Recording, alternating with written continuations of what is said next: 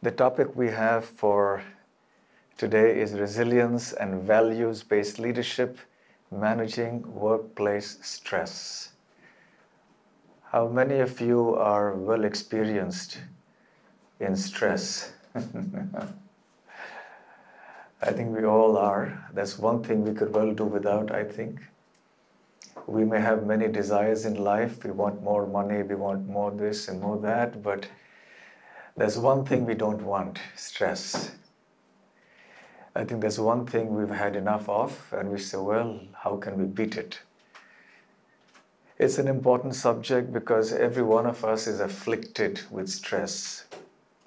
So am I. When I'm coming here in the morning and we see some other huge vehicle coming in the way and we miss the signal and I'm supposed to be here at 11, yes, it's a factor, it's a stressor in life. So practically every day we are confronted with innumerable incidents which test our patience, test our tolerance, which agitate our mind. And the challenge is for us to remain cool and calm and stable in the midst of it. Yes. And the workplace is no different. It's going to bring us so many challenges. And there will be provocative situations, there will be challenging situations. So how are we going to respond to them with equanimity, sensitivity, and wisdom? So these are some questions we're going to explore. We're going to be talking about what stress is really, then come to resilience, and then talk about values, and then see it from an organizational perspective. And later on in this talk, I will also be introducing some concepts from an ancient Indian text called the Bhagavad Gita. Have any of you heard of the Bhagavad Gita? It's an ancient book of wisdom, and it will give us certain very interesting concepts with which we can view practically every aspect of our life. Everything in the universe actually can be analyzed according to that. So this is one quote: reality is the leading cause of stress among those in touch with it.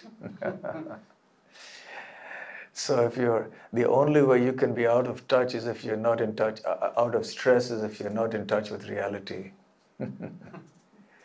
There's another holy book which says there are only two kinds of people who are really happy in life. One is a person who is completely spiritually realized.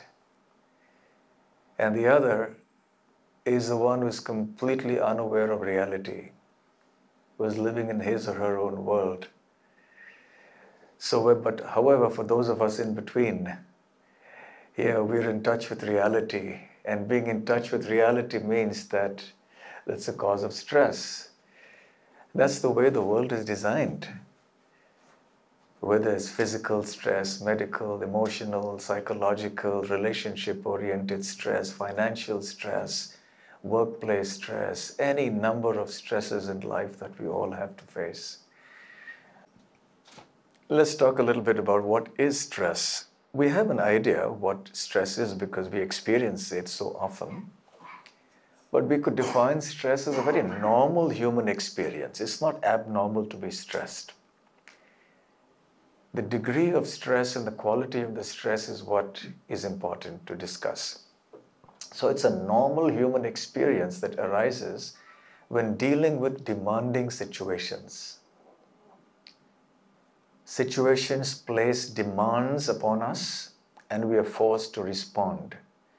So the body responds in a certain way, the mind has to respond. So stress is the response of the body and mind to demands placed on them. Sometimes the demands are placed on the body, like if you're running a marathon race. The demands are placed in the mind when you're dealing with some assignment and you're grappling with some figures, or you're trying to figure out something in your assignment. Stress is when you feel you're under pressure to do something and you think you will fail. Every sportsman at the beginning of a race, there's always a fear, right? I might not win.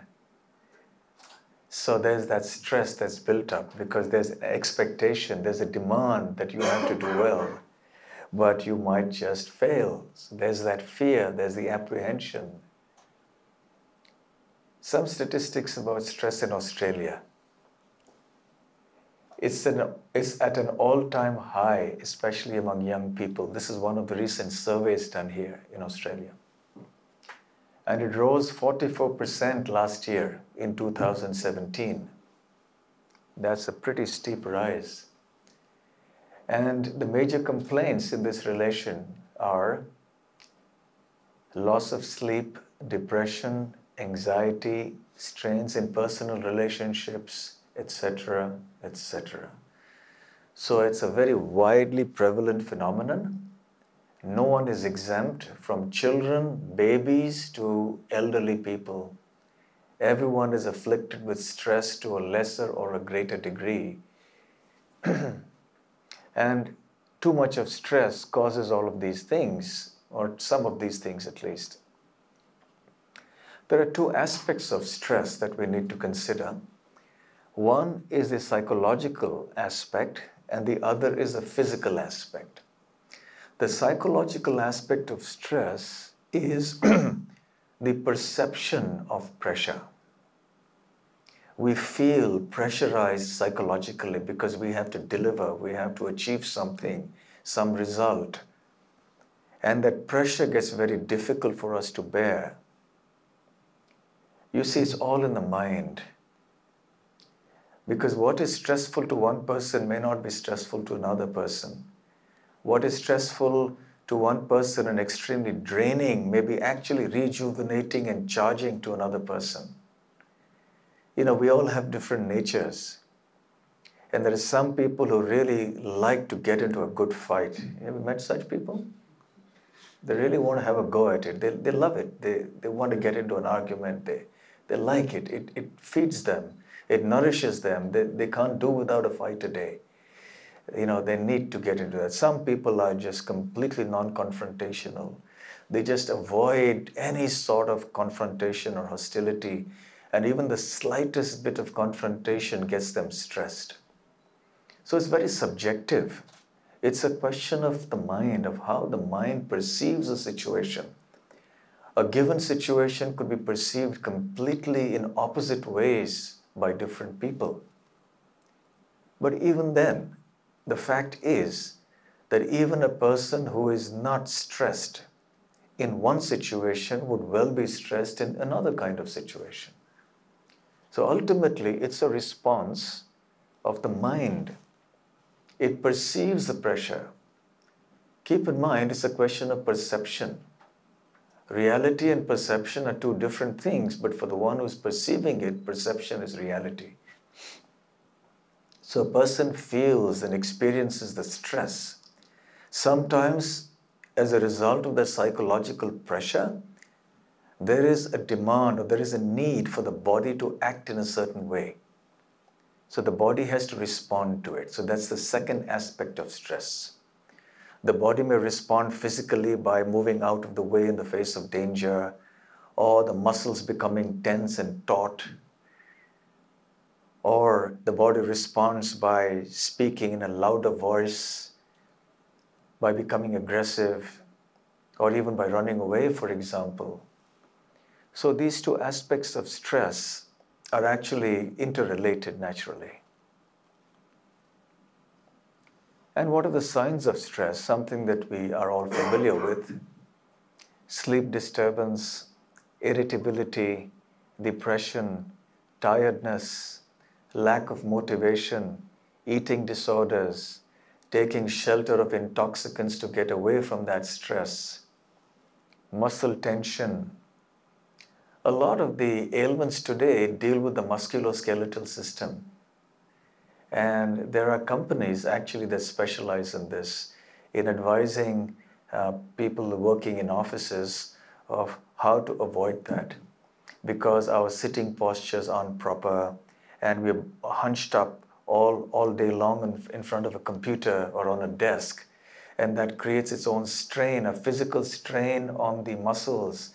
So people develop stiff necks, they develop shoulder pain, they develop backaches. So the aches and pains of the musculoskeletal system are becoming very common amongst office goers because the life is relatively sedentary. You don't exercise much. If someone is very conscious of health and does exercises and so on, that's one thing. But generally, the lifestyle is such that mentally and physically, the body is placed into these situations. So even when one is preoccupied and one strains the body in a certain way, there's muscle tension. Even if one is worried about something, involuntarily we tend to strain and bunch up our muscles. And there are so many other symptoms of stress. Now, interestingly, there are two types of stress, good stress and bad stress. Good stress is called eustress. Psychologists have coined this phrase. And bad stress is what we call in normal English distress. Now, usually, we only talk about stress in the negative context. We only talk about bad stress. When someone says, "Oh, I'm stressed," we understand that that person means it negatively, that the person is really unhappy. There's a sense of discomfort or distress about that. But we hardly ever come across a person saying, "I'm stressed, that's great, that's wonderful." We don't meet many people saying that. But nevertheless, there is that aspect to it. There are some types of stress and some degrees of stress that are actually healthy, that are actually beneficial for us. And without that, we probably wouldn't be able to do anything. But what's the cause of worry is this bad stress. Let's talk about good stress to start with, eustress. And then later we'll come back to talking about distress. So, good stress is that which is beneficial, is motivating. It motivates us to work, to accomplish things, to do things. It is short-lived. It is infrequent. It doesn't happen too many times.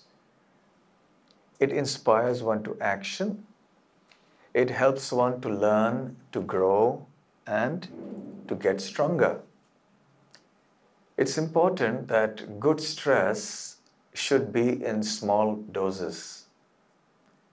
Too heavy a dose, and there's another result. Not the kind of results that are listed above. So good stress could be something like, for example, a promotion that may come up in your workplace, and it's a challenge, but you feel inspired, you feel encouraged that your office, your company, your boss, they have reposed some confidence in you and said, "Okay, you can do it now, we want you to take up this higher thing." You're aware that there's a challenge there because the new position in the company is going to make a lot of demands on you, but you're geared up for it and you want to do it. So you're happy about it. So it's motivating you to do something. Or maybe a salary increment, a raise, or maybe the birth of a child in the house. So it nourishes you emotionally, and then it enables you to work more, to do something, to look after the family better, and so on. So these are examples of good stress. Can you think of some examples of good stress in your life where you felt a certain kind of excitement, a certain kind of pressure, but of a good kind? It wasn't something that got you really worried and anxious. You're aware of the challenges. You know it's not going to be so easy either. But you're still overall satisfied. You want to go ahead. Can you think of any such examples? I can think of today's thing. I think when I was trying to organize this, I was a little stressed out, but it was a good stress because I know, it's going to benefit all of us here at the bank. I think that's one of the things that I realized, that I was stressing about it, that how it's going to go all right, whether we have technology fine and all those sort of thing, everyone's here on time and things like that. But yes, I knew it's going to be beneficial. So I thought that was a good stress for me. Okay, that's fine. Any other examples? Holiday. Sorry? It's a holiday.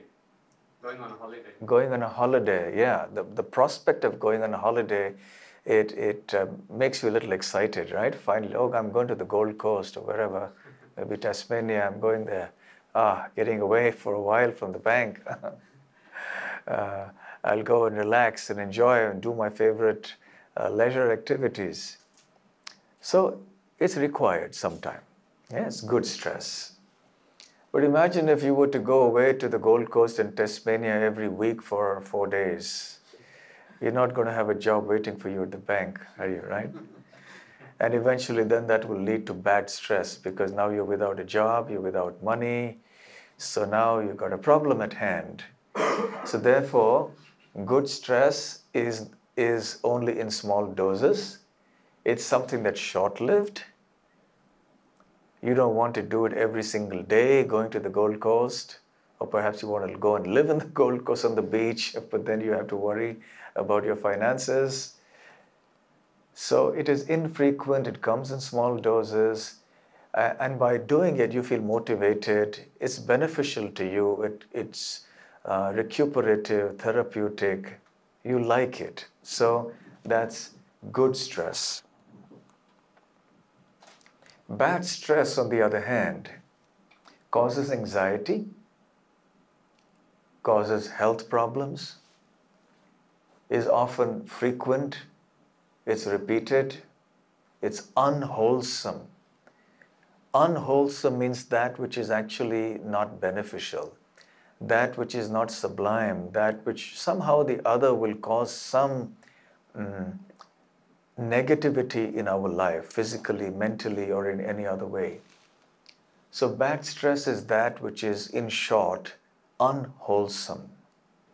Any examples of bad stress in your workplace that you could think of?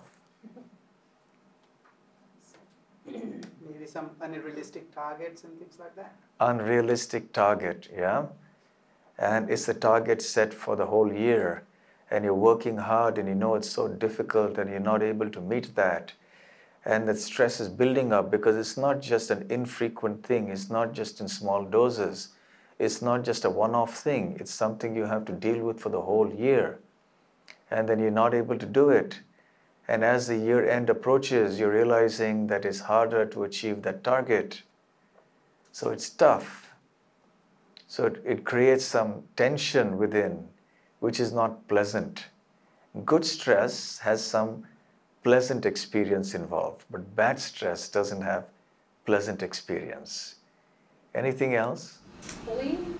Sorry? Sometimes it's bullying in the workplace. Bullying at the workplace, indeed, yes. Someone bullies you at the workplace, it's not pleasant. And you have to see how to deal with it. And it's affecting you every day because you have to come 5 days a week to your work. And morning to evening, you're here and you have to face that.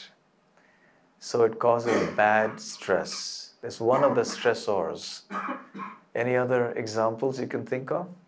Yes, like objections from other departments. Sorry? Kind of objections from other departments. Like, having to deal with people kind of objecting to things and changing their views and things as well. Okay, people objecting who are from other departments, putting stumbling blocks into your work, bureaucracy and obstacles. You want to do something, but someone throws a spanner in the works and they come and say something, you know, they come up with some rule and they say you're not supposed to do this, and you have such a good plan and you're all geared up for it, and someone comes and spoils your plan and someone interferes. Perhaps there's some politics. Yeah, wherever there are human beings, there will be some politics. Yeah.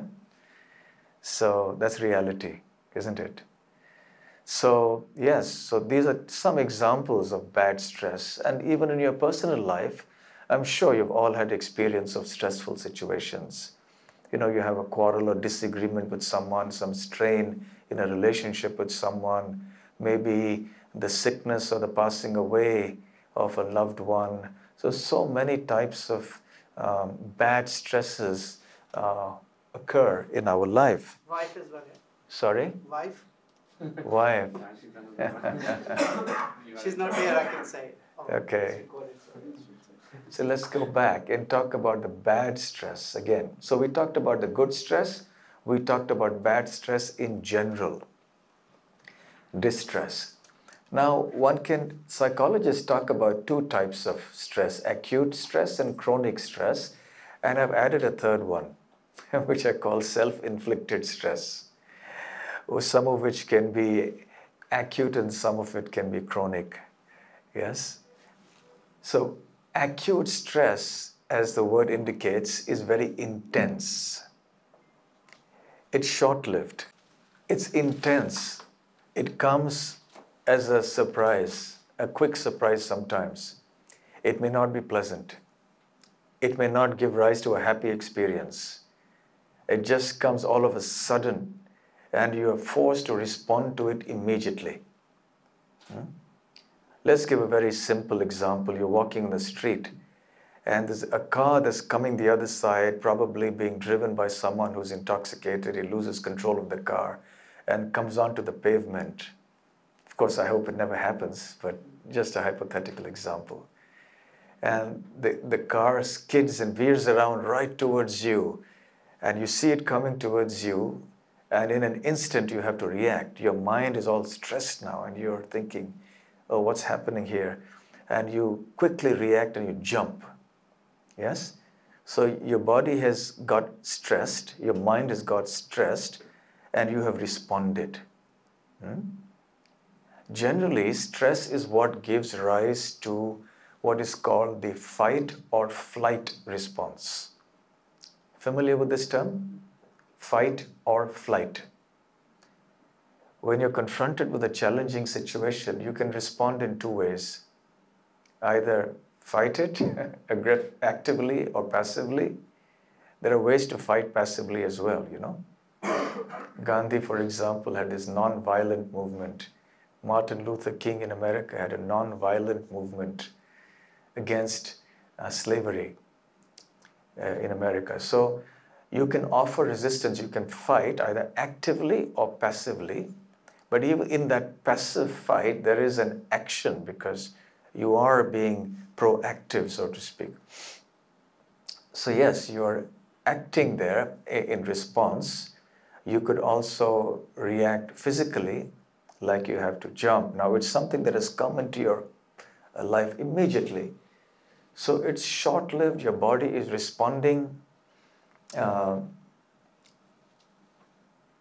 but it goes away after some time and you start coping. Then you just fret for a while, my God, that was something. And you may talk to a few friends about it, and then after a day or two, you forget about it, move on. So it's short-lived. So it's something that forced itself upon you. It was not pleasant. Fight and flight. So here you decided on the flight option. You didn't want to confront the car and be Superman and stop the car. You said, I have to jump. So you jumped.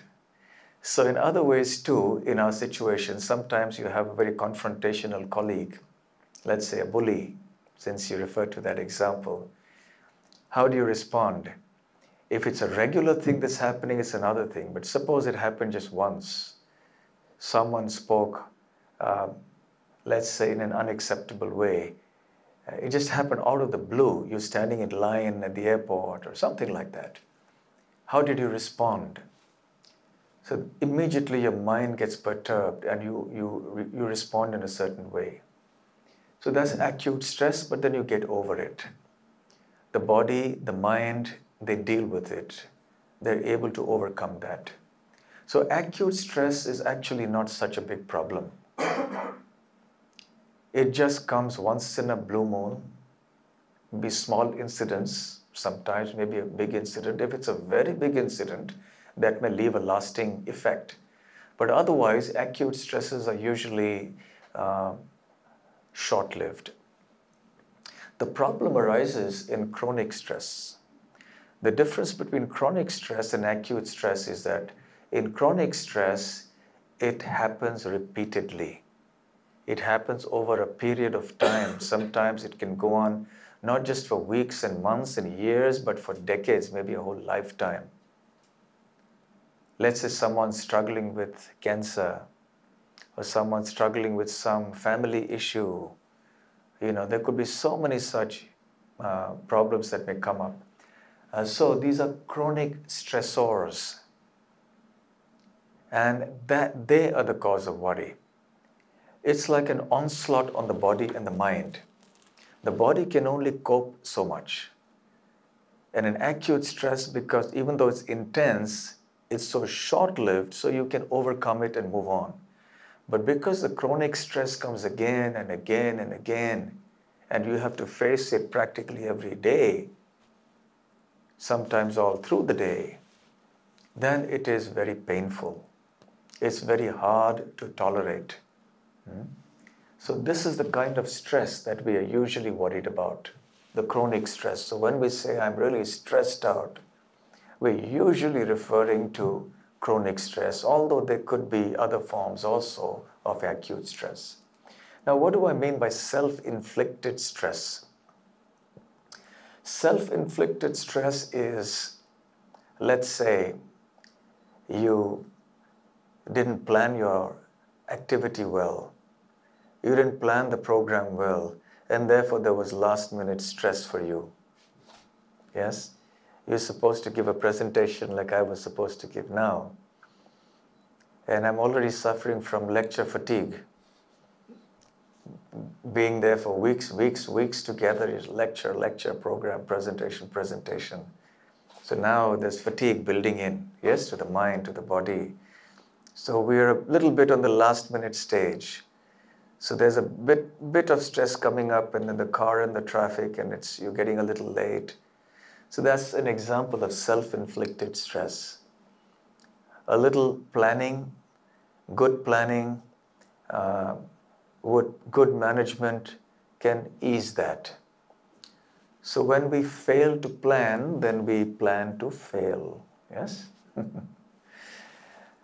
So this is an example of self-inflicted stress. We didn't manage our time properly, let us say. So because of poor time management, because of poor setting of priorities, we were not able to do things properly, either in time, or we weren't able to do the right thing or do it in the right way. So these are stresses that we inflict on ourselves due to our inability or unwillingness to plan properly, to manage properly, to use our resources properly, and perhaps out of bad habit. If I'm habituated to waking up late, then it's going to be difficult for me to do something where I'm required to rise early every day. It'll take a while to get accustomed to it. So there's stress. So self-inflicted stress, say by some kind of an addiction. I'm addicted to alcohol or to drugs. Now this is self-inflicted, whereas generally I would say acute and chronic stress are those that are inflicted by others upon us, by situations, by circumstances, by other people. So the stressor is more or less not in our control, at least substantially not in our control. But in self-inflicted stress, we do have a lot of capacity, a lot of power to change things. So here are these examples of good stress and bad stress. Okay, now here's a nice, interesting graph. How many of you have seen this kind of a graph before? Yes. So on the y-axis you have performance, and on the x-axis you have stress. So with very low stress, your performance also isn't that great, generally. There's some performance, of course, but you're not really motivated to work hard and to put your heart into it. You're not excited about it. So your output, your performance is also relatively low. But as the stress increases, healthy stress, stress that demands the best out of you, stress that makes you rise up to the challenge and gives you the satisfaction of doing what you really like to do, what you want to do, then you perform well. And you reach a peak, which we could call the optimal performance. And that happens at a certain level of stress. And that's called your stress threshold. Every one of us has a certain stress threshold. Subjectively, it's all different because we're all different people, psychologically, physically. So what's a stress threshold for me could be different from one that's valid for you. So let's say I could have a very low stress threshold. Maybe you have a very high stress threshold. So meaning that you can take on a lot of stress and still not be perturbed and still have good output. Your performance could be good even at higher levels of stress. Maybe I can't do that. Maybe even at low levels of stress, I'm not able to perform. I get disturbed. So there's a certain range of stress where you have good stress. So in the upward range, it's generally good stress up to a point. But after that, when it starts deteriorating and your stress increases beyond a point, then your performance starts declining. And then you come to a point where you start really getting agitated and disturbed. You're still doing it, you're still able to manage things, your output has gone down, but you're still there. But once you come to the lowest point and the stress has become so high, you just give up. Maybe in some cases, extreme cases, there may be a breakdown of some sort, a physical breakdown, a psychological breakdown, emotional breakdown, or something like that. So definitely we don't want to go there. At the same time, we want to be performing well in every aspect of our life, not just professional, but also personal, social, in every way. We want to be productive human beings. We want to be useful. We want to have the satisfaction of doing something good. So therefore, a certain degree of stress is essential. So when we talk of stress, we should know that yes, it's not all stress that we are talking about. There's something there which is also helpful for us. Here's another interesting angle. Good stress can turn into bad stress. When there is too much good stress, so there is something called too much of a good thing. Let's say you're having a good meal. Now you've been invited to a good meal, so you're feeling very happy. It's giving you some sense of excitement. Okay, I've actually been not eating well, and now I'm looking forward to a good meal, and you go there, and if you eat in moderation, then you're fine. You feel happy after that, contented. But if you overeat, and then you're going to have some bad stress later on. You're going to have a tummy upset and you're going to have other issues. Yes? So there's too much of good stress that also can lead or transform into bad stress. Also, another interesting point, when good stress can turn into bad stress is when the activities or the habits or the lifestyles or the mindsets that excite you are themselves not wholesome. Let's give a very simple example. Someone says, it's okay to cheat on the partner if it's just in moderation. Yeah, so he says, good stress, it's just good stress. So I'll just let it be at a level of good stress and I just do that. But that activity is not wholesome. It's not conducive to having a good relationship. So therefore what's going to happen is that good stress is going to transform into bad stress. It's not actually good stress because the activity itself is not wholesome. It's not actually beneficial to your well-being. Or let's say someone is lying. He has a habit of lying and he thinks it's okay because I'm a businessman, I'm supposed to lie. So it's all right, I tell a little lie. But then you go on, it becomes a habit. And then eventually it moves on and because fundamentally it's an unwholesome activity, so it would eventually have repercussions. People will lose trust in you. And that will create further problems and create bad stress. So good stress can turn into bad stress. And bad stress can also be turned into good stress. If you remember one of the earlier slides that I showed you, I mentioned how stress has two aspects. One is a psychological aspect, the other is a physical bodily aspect. So ultimately, stress is a matter of psychological perception. As I mentioned earlier, it's subjective. What you consider stressful, I may not, and vice versa. So therefore, if there is a situation which causes me bad stress, perhaps I should change the way I look at it. I should change my approach.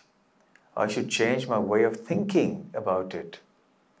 Maybe I should readjust my values. So when I re-examine the factors that are causing me stress,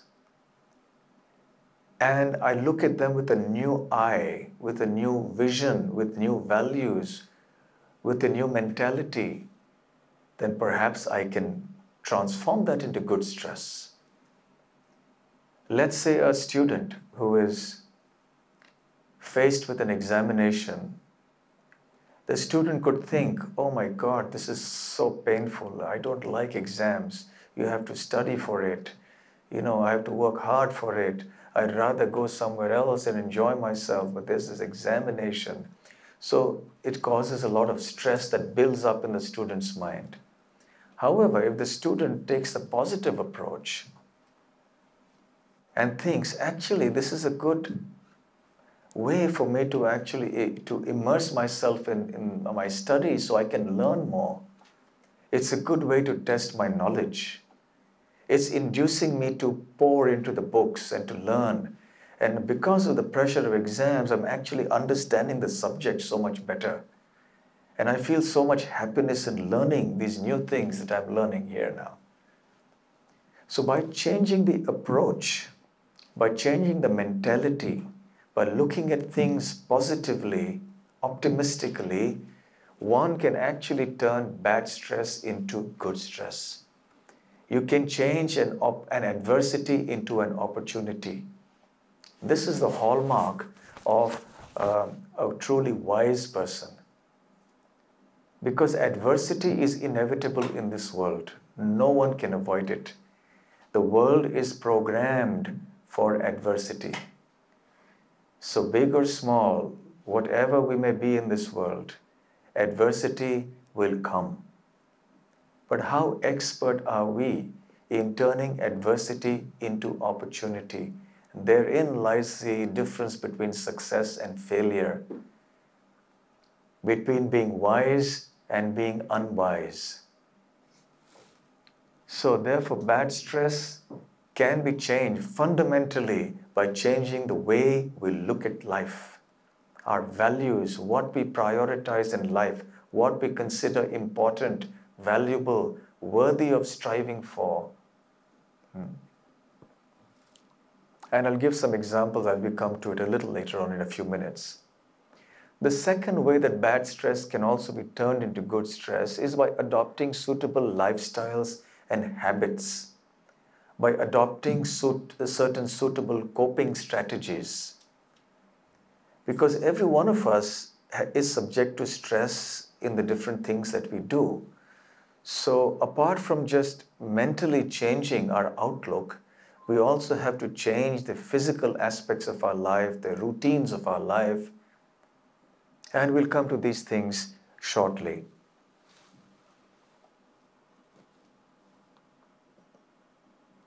So resilience. So if you remember, our topic is resilience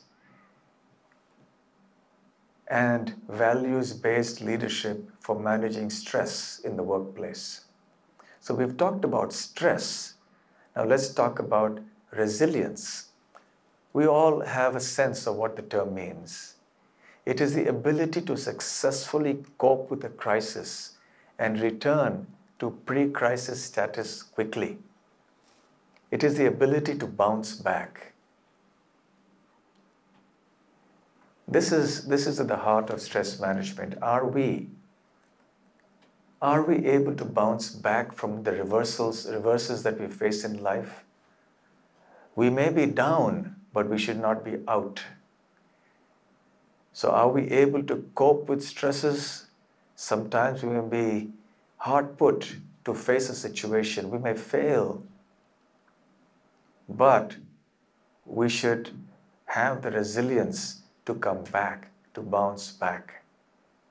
Reversals and tragedies and trials happen in everybody's life. Again, it's a psychological thing. Does one say, well, this is too much fight or flight? And he says, it's too much for me, I can't take it anymore. And the person takes refuge in alcohol or drugs, or the person commits suicide. Yes?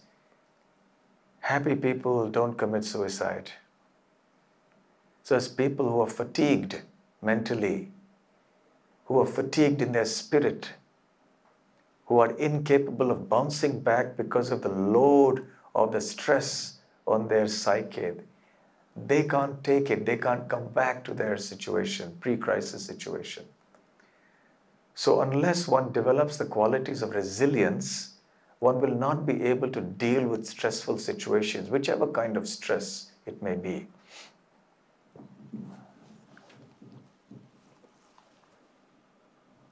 Increasing resilience against unavoidable stresses. How does one do that?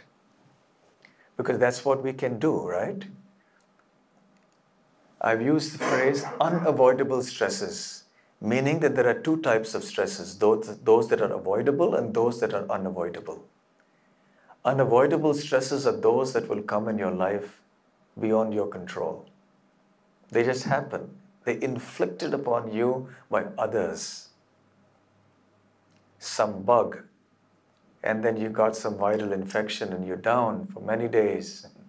And you wanted really badly to do something at that time, but now this bug has knocked you out.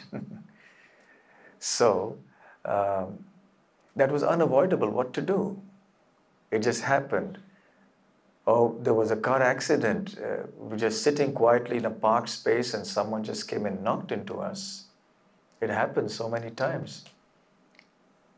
You know, I read the other day of a case where a man was walking and on the footpath, and there was a car driving past, and there was a stone on the street, and it ricocheted off the wheel and hit him on his head, and he landed up in hospital out of the blue. What could he do? He was just walking in the right direction on the footpath. There was no mistake on his part. So there are going to be unavoidable stresses. So what we have to do is to minimize, if not completely avoid, all the avoidable stresses, and then learn how to cope and bounce back from the unavoidable stresses. So there's 4 things that I've mentioned here. 1, cut out as much of the chronic stress as possible, which means examine why those stresses are being formed in the first place. And some people would change course, decide they want to do something else. For example, one student studying one particular subject finds extremely stressful the whole subject, and he or she decides that actually I'm not cut out for this, it's just too stressful, maybe I like the other subject. So that's a course correction. And they move on. So they've cut out the source of that chronic stress. Because they realize they made a big mistake by taking this course, perhaps they should have taken another course. They made a course correction. Similarly, in a job, someone is doing a kind of a job that he or she feels is incapable of doing, or perhaps is just too unacceptable. So then, all right, there's a possibility you change your job. So there are ways in which you can find means to relieve yourself of as much of the chronic stress as possible, although it's not entirely always possible, but to the extent possible. The second, and very, very important, is to change our perception of stress, which means that we take a positive approach to things. Failure is a stepping stone to success. You've heard this proverb. Failure is just another milestone on the way to success. Ask any successful person in any field of human endeavor, and they will tell you that they have had many failures. But they have learned from their failures. They've looked at failures as stepping stones to move ahead in their life. They have not been cowed down or dismayed by failures to such a degree that they just gave up. They continued, they learned and moved on. They looked at those failures in a positive light. They looked at failures as a very wholesome learning experience. And they were optimistic. They had confidence in themselves. So they moved on. So changing the perception is very, very important, our mindset. Third, avoid self-inflicted stress. Plan things better. Manage your time better. Look deep into your habits and see whether there are habits that are really a cause of stress. For example, addiction nowadays is no longer as it used to be in the old days. In the old days, you just had addiction to alcohol, perhaps, or cigarettes, maybe, and maybe to some degree other drugs. But nowadays, you have new kinds of addictions, which are actually very, very dangerous also, although they don't appear so. Addiction to the internet, addiction to electronic gadgets. Children have addiction to electronic gadgets like anything. There are new psychological and psychiatric disciplines emerging about this. And one of the biggest problems nowadays is about excessive dependence on an addiction to electronic gadgets. But that's a topic by itself. The other day I was in Sydney and we were driving by a bus stop and there was a long line of almost 25 to 30 people. And someone was driving me and I mentioned to him, just look at this line. What do you notice? I didn't give him any hint of what I was referring to. He looked at the line and said, of these, there's only one person who's not looking into the phone. Everyone else was just texting, not even looking at each other, not a hello to each other. They were just there absorbed in their internet or whatever it is, texting and so on. So it is an addiction to the degree that people rise at night, in the middle of the night, to check. There are new phenomena called ringxiety. Have you heard of ringxiety? It's the anxiety that the phone is ringing, it's ringing, it's ringing. It's not actually ringing, but you're thinking, it's going to ring now, it's going to ring. Or you imagine that it's ringing. You hear a sound somewhere, it's like it's ringing, and you want to check it's your phone. You repeatedly check your phone or your computer to check mails or messages. There are many new such problems coming up which are lifestyle oriented. So these are all activities that inflict stress upon ourselves. And add positive activities to promote good stress. In as much as it is important to avoid activities that cause self-inflicted stress, it's also important to perform activities that promote good stress. Let's say you like to go for walks in the green countryside. You like to, let's say, go rock climbing or something like that. Yes, all right, do that. Someone likes to do yoga, okay, fine. So these are positive activities. So following these 4 steps will actually help us to become more resilient. They will help us to, first of all, reduce the stress in our life. so that we have to face only as far as possible with stresses that are unavoidable. And secondly, that they will help us cope with the stresses that do come into our life much better. So what are the factors that affect our resilience? I've just mentioned 6 factors. It's not one below the other, it's just 6 separate points. Your attitude and outlook, naturally, we've discussed that a bit. There are some people who are so optimistic, they're very positive about things.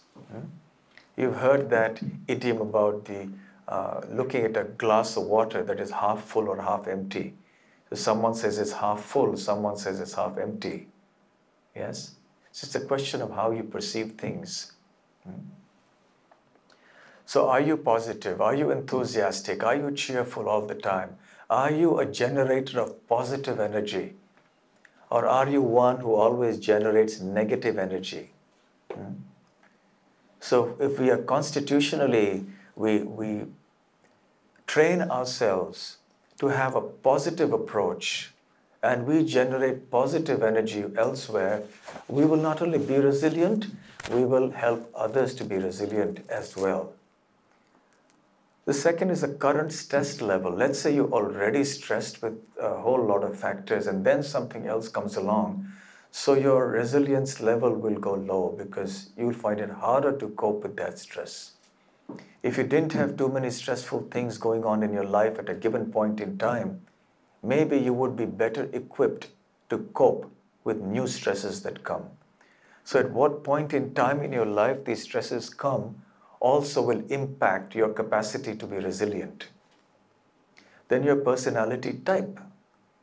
There are some personality types that are very shy, very reticent, very, let's say, not inclined to speak up. They just tolerate, they suffer internally. There are others who are more assertive. So they're able to get it off their chest, so to speak, and they move on. But there are others who just keep it to themselves and the stress level increases. Do all these things sound familiar? So the personality type. The next is support network.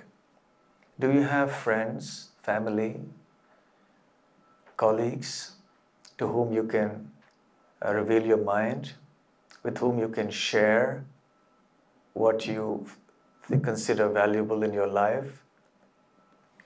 If you have a support network like that, then it helps you to cope. It makes you more resilient. Nowadays, one of the biggest problems in the world is loneliness. No, it's not terrorism. It's not the environmental crisis. It's not the stock market crash. It's not unemployment. Although all of these things are there in the world, undoubtedly. So one of the biggest problems in the world today is loneliness. There was a survey done many years ago in Australia amongst young people and in Germany also. And they found, they were asked, the young people were asked, what is the biggest problem in your life? In Australia, they said it was the anxiety of the possibility of losing one's partner or one's spouse. In Germany, they said the biggest problem was loneliness. So these are all issues of the modern times. So people don't have a support network. Generally, in the previous ages, we had, big families and there was a support system. You had friends. Values were different in those days. People had time. People had the inclination to lend a good helping hand. But nowadays, everyone is so busy with their own lives, they don't even know their neighbors. You may be living in an apartment block and not know your neighbor for years together. Does that happen? You don't even know your neighbor. And ultimately, when there is difficulty, it's your neighbor who will come to your help or who should come to your help. But if you don't even know your neighbor, you don't have a support network, you don't have friends, then it's going to be harder. So this is a social issue that we also need to consider. We need to have this network of friends. Our lifestyle, that's also another important factor. What kind of habits do we have? what kind of lifestyle do we lead? There are certain kinds of lifestyle, which I'll come to very briefly, that will affect our resilience positively. And there are some that will make it negative. Then finally, the environment in which we are. Let's say someone's working on the shop floor or in a construction site where there's constant noise of the machines working, and there's high targets and pressure, and a boss who's extremely demanding, and he uses harsh words. So that's an environment in which you get more and more stressed. Your capacity to be resilient, it decreases with time.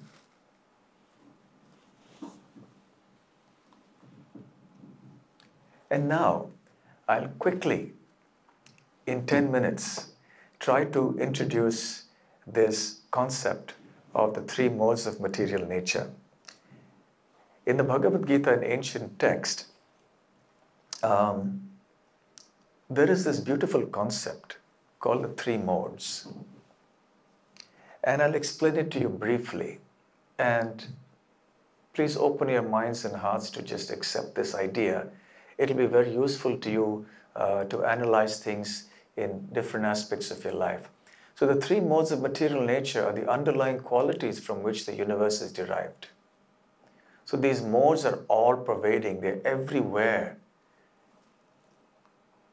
And you can analyze anything and everything in this world according to the three modes. Just like you can analyze things according to their color. You can say this is black, this is white, this is green.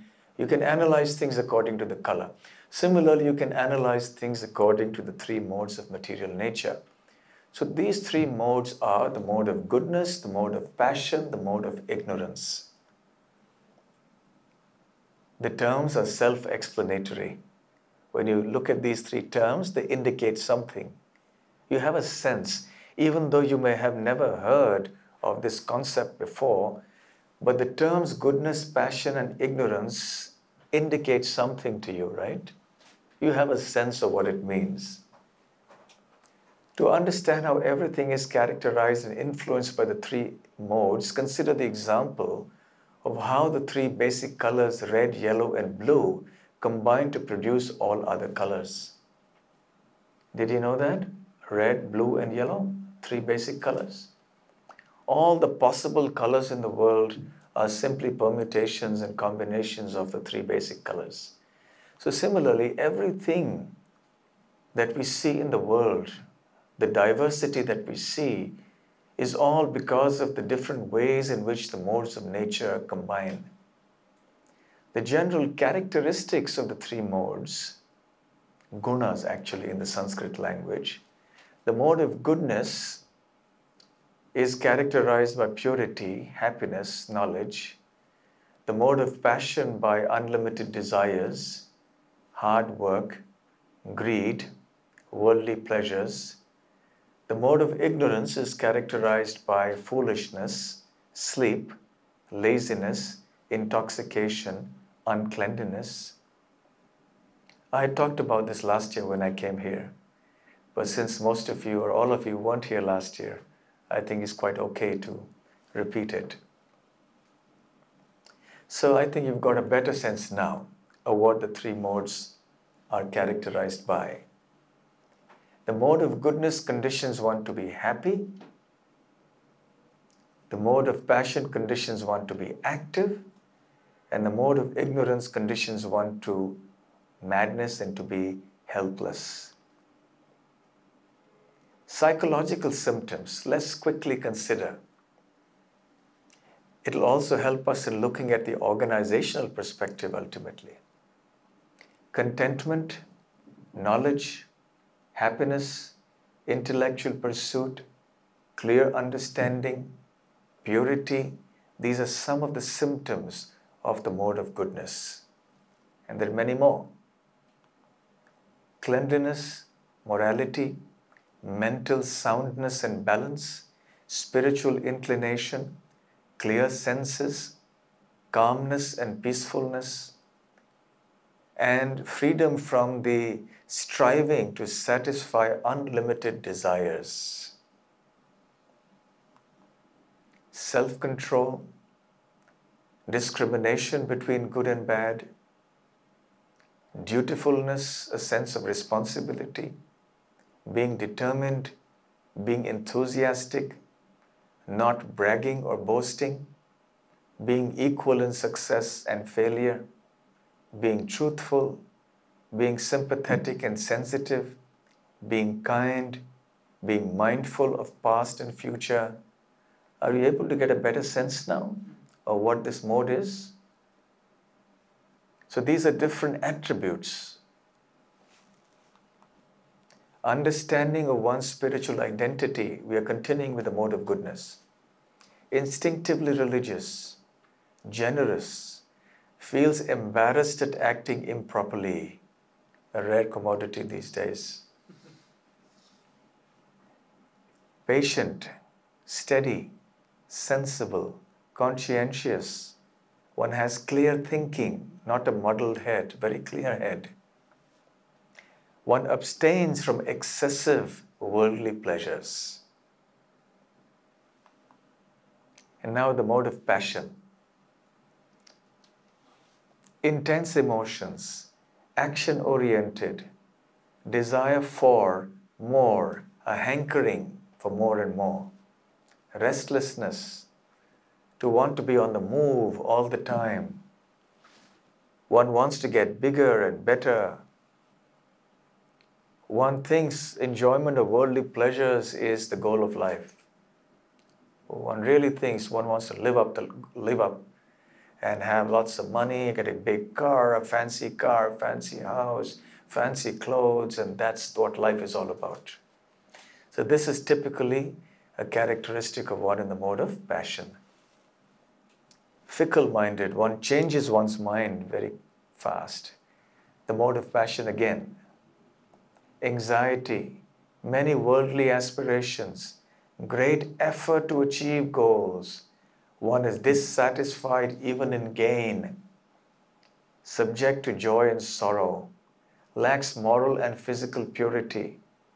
One may be bold, arrogant, falsely proud. So you get a better sense of what the mode of passion is. Sometimes brash. Again, one claims exaggerated personal importance. One is envious of others' achievements. One desires rapid success. One seeks favor of people of influence and power.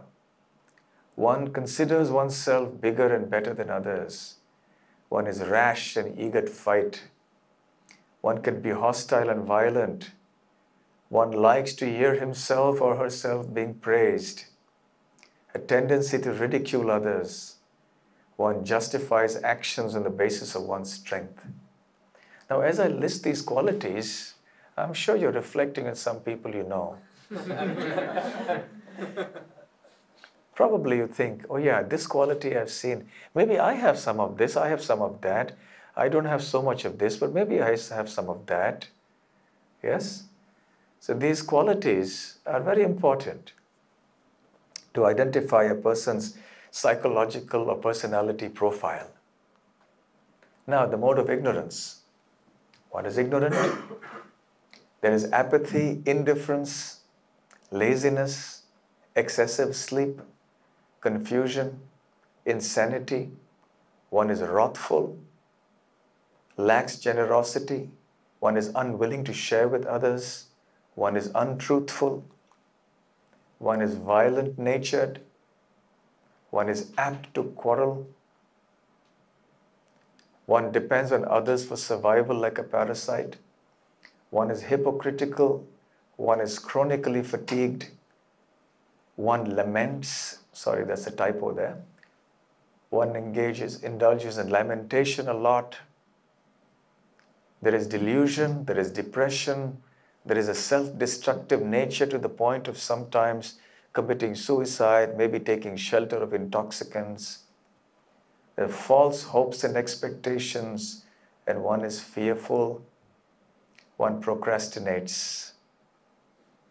What can be done now? One pushes ahead. One doesn't perform any endeavor despite having some capacity. One drags on forever that which can be done in a short time. Have you seen a little child eating a meal? What does it do? It eats something, goes away somewhere, then he has to pull back, come on, sit down and eat. And again, puts some morsel in the mouth, again goes away somewhere, plays with something else, come back. Yeah. So drags on forever that which can be done in a short time. One is addicted to intoxicants. One is unclean, untidy, disorganized. So I think now you have a fairly good grasp of what these three modes of nature are. Which one do you think is conducive for well-being and happiness? The mode of goodness, passion, or ignorance after reading these? First two. The first two. Interesting that you should say first two and not only the first, because there is an element of the second that's important as well. Not all aspects of the second, some aspects. Because without the second aspect, we can't do anything. We need that as well, a little bit. But not many other aspects like bragging, boasting, being excessively worldly oriented. Yes? But certain things there, yes, that's required. So everyone aspires for happiness, contentment in life, satisfaction, and staunch determination for achieving difficult goals. These attributes are the characteristics of goodness. Knowledge of what the three modes are and being aware of how the three modes are influencing us encourages the cultivation of the mode of goodness, so that we can be happy and contented here and now. So the point is that we have to try to cultivate the mode of goodness. In a minute or two, I'll talk about how that can be done. And yet, some degree of passion is essential in an endeavor like a business. Qualities like drive, initiative, creativity, innovation, seeking gain or profit are an essential part of human endeavor. So if this was not there, what would human society be like? So we're not condemning entirely the mode of passion. What we are saying is that there are certain elements of the mode of passion that can be gainfully used in human society. And that's what should be done. But such mode of passion-induced features have to be significantly tempered by values in the mode of goodness. So when you're primarily driven by the mode of goodness, you're situated in the mode of goodness, but you adopt certain useful traits or features of the mode of passion. So by a very judicious combination of the modes of goodness and passion, you can actually achieve a lot and be happy. It is imperative, therefore, that the mode of goodness be cultivated so that it may serve as our lodestar in our leadership responsibilities and also in our personal lives. So a lifestyle in the mode of goodness, significantly, is a one that will make us resilient, that will make us resistant to stress. Following a mode of the lifestyle in the mode of goodness, we avoid stresses that are born out of the modes of passion and ignorance. These are completely avoidable stresses. And when we follow the mode of goodness, even in our workplace with a proper dose of the mode of passion, we're able to accomplish our goals. We're able to set the right kinds of targets, not unrealistic, over-ambitious targets that simply squeeze the vitality and energy and enthusiasm of people. But we understand that in the mode of goodness, targets have to be set wisely. Our endeavors have to be tempered. We cannot be over-endeavoring. So at a personal level and also at the official corporate level, we can see that a combination of the mode of goodness with certain elements of passion will be very helpful. So tips for cultivating the mode of goodness. Choose your company wisely. Try to have friends or associates who are wise, who are themselves situated in the mode of goodness or striving to be in the mode of goodness. Choose your food wisely. Eat and drink sattvic. Sattvic means in the mode of goodness. Nowadays, I find in Australia, there's vegetarianism and veganism is becoming quite popular. It's growing by the day. So people are moving to mode of goodness lifestyles. You see many people who want to shift to the countryside, live their simple life without, having too many luxuries and comforts. People are becoming more environmentally friendly and aware. So this is a very significant shift that I can see in the world towards the mode of goodness. Even though the people may not understand the term mode of goodness, but actually that's one movement that we can see. Choose your recreational activities wisely. Don't go into recreational activities that simply foster the mode of ignorance and the mode of passion too much. To some degree, yes, but not too much. Go to bed early, rise early, bathe immediately. You remember the old proverb? Early to bed, early to rise makes one healthy, wealthy, and wise. Very sensible saying.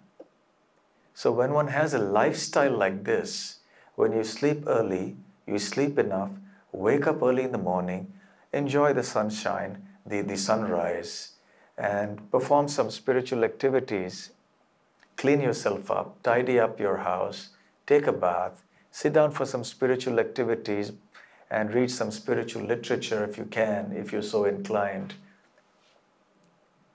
And your mind is immediately calm and peaceful. Cultivate qualities such as humility, gratitude, tolerance, respect, non-violence. Develop a sense of service, a sense of sacrifice to helping others in their life. Slowly, when you start getting into the spiritual mode, which is actually even beyond the mode of goodness, you will see how your capacity to absorb stress shoots up. You don't generate stress yourself. You don't inflict unnecessary stress upon yourself because of this whole change of outlook, a change of approach, a change of lifestyle.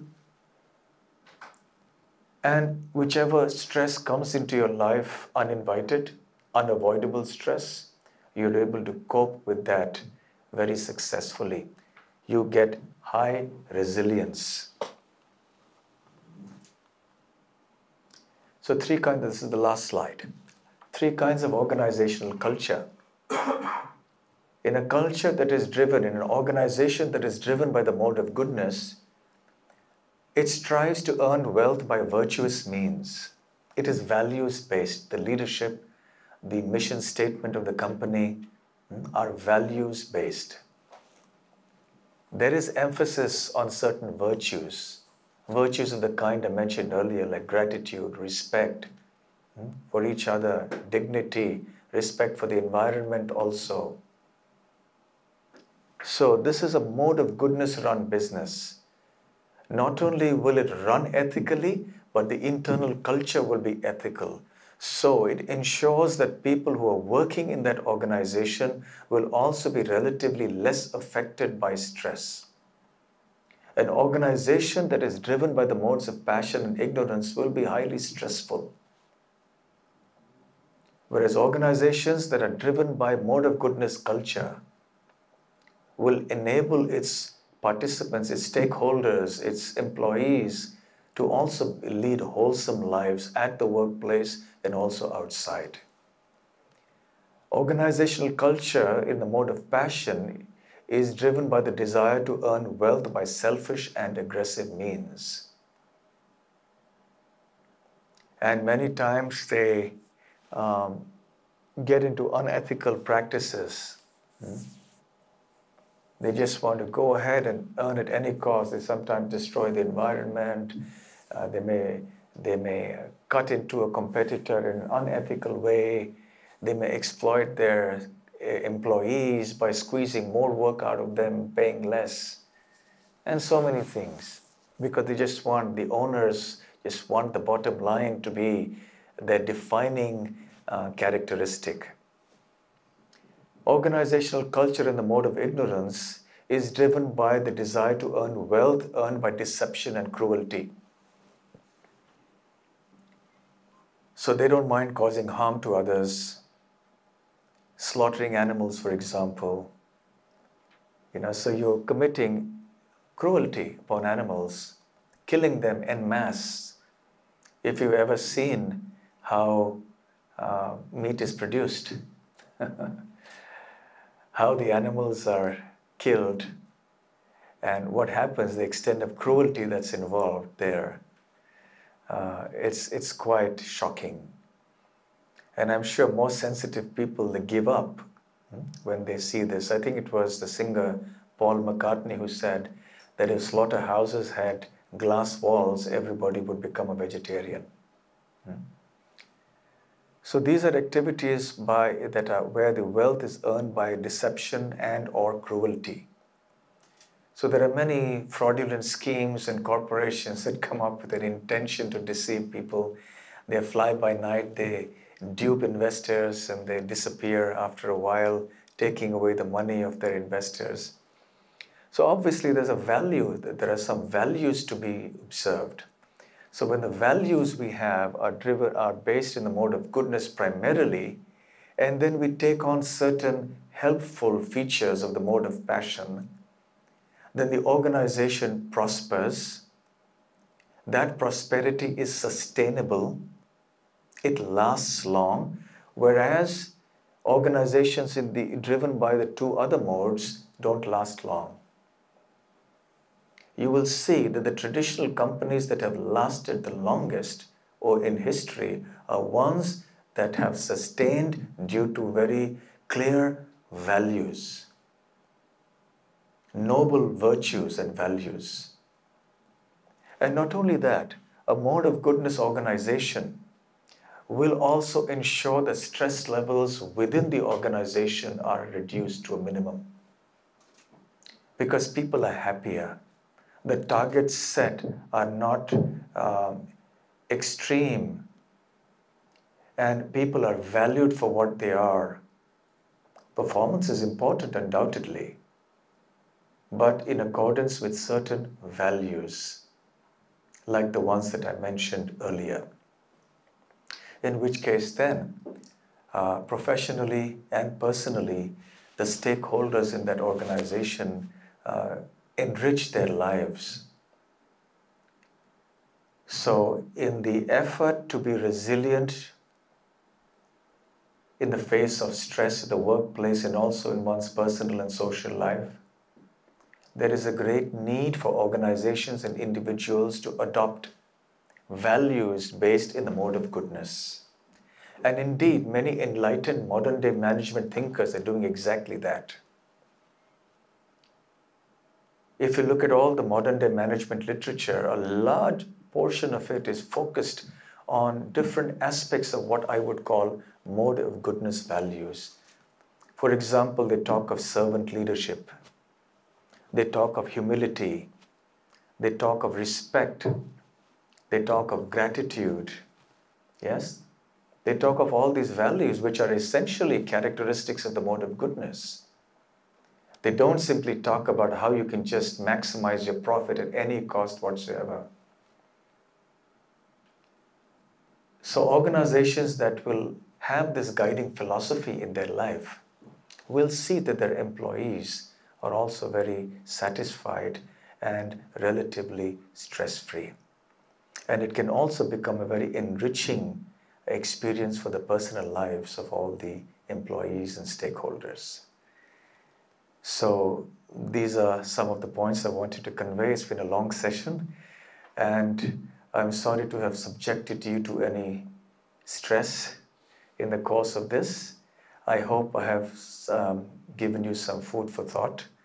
And we do have a few minutes in case you have any questions or comments to make. Rajesh, we have time for a few questions. Yeah, if you guys want to ask some questions, I've got a mic. You can actually ask if you have anything that you're dealing with, any practical stuff that you're dealing with right now. Too heavy a dose?